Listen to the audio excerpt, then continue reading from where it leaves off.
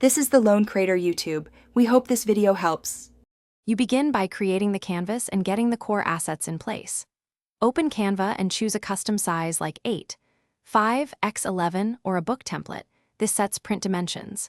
Next, prepare your word lists. Pick a theme, sort by difficulty, and aim for 20 to 40 words for one book puzzle type.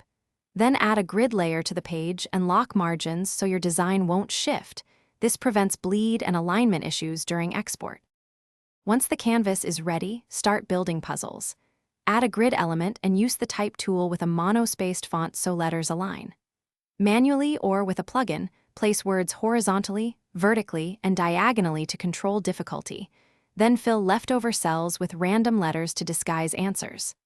After a correct puzzle, duplicate the page for consistency and add headers, page numbers, and a solution page. Make sure to group grid and letters so you can move or resize cleanly. Finish by exporting and packaging for print or digital sale.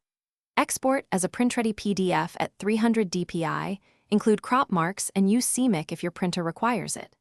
Assemble multiple puzzles into one file, add a contents page and any ISBN or metadata you need for publishing. If you see misaligned letters after export, check font kerning and spacing, ensure your grid snaps to pixel boundaries, and confirm export resolution. Fixing those will resolve most alignment problems.